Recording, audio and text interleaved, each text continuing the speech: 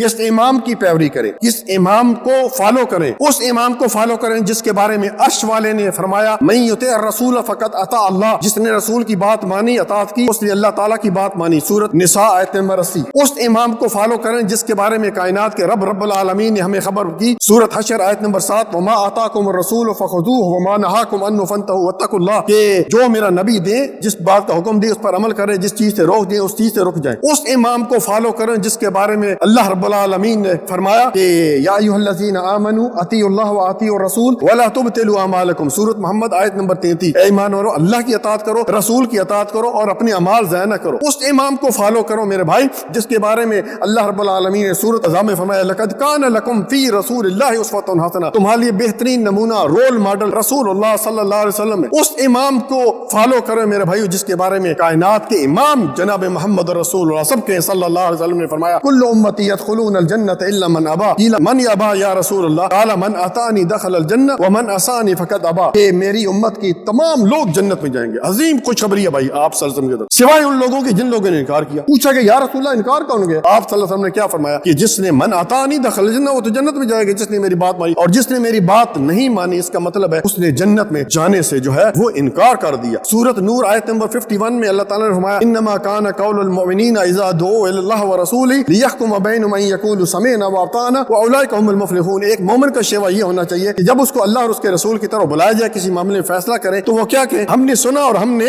اطاعت کی اور یہ لوگ کامیاب ہیں۔ تو پیارے بھائیو، نبی صلی اللہ علیہ وسلم ہمارے لیے بہترین نمونہ ہے۔ چاروں اماموں کو جو ہے ان کی بات اس وقت دی جائے گی جب بات ان کی اللہ کے نبی صلی اللہ علیہ وسلم قرآن و سنت کے ساتھ ملتی ہے، اور یہ بات وہ کہہ کے بھی دنیا سے چلے گی۔ امام ابو حنیفہ رحمۃ اللہ علیہ، اللہ تعالیٰ ان پر راکو رحمت نظر فرمائے، کیا فرمایا؟ اذا صح الحدیث فهو مذهبی، صحیح حدیث آ جائے میرا مذہب وہی ہے۔ آج صحیح حدیث بتائی جاتی ہے، یہ بھی صحیح حدیث ہے، ہاں حدیث تو ٹھیک ہے لیکن ہمارے معاشرے میں اس طرح نہیں ہے۔ دوسرے کہتے ہیں ہاں حدیث تو ٹھیک ہے لیکن ہمارے مسلک میں نہیں ہے۔ تیسرے کہتے ہیں حدیث تو ٹھیک ہے لیکن ہمارے مذہب میں نہیں ہے۔ تو کلمہ بدلی کر دو بھائی، ہمارے امام کے مطابق نہیں۔ حضرت مالک رحمہ اللہ چاروں امام میں سے ایک امام ہے، وہ نبی صلی اللہ علیہ وسلم کی قبر کے پاس درس دیا کرتے تھے اور فرمایا کرتے تھے قبر کو اشارہ کرتے ہوئے کہ کل یؤخذ قولی ویرد الا هذا صاحب القبر، کہ ہر شخص کی بات لی بھی جائے گی، چھوڑی بھی جائے گی، لیکن اس قبر والے کی بات 100% لی جائے گی۔ کیوں؟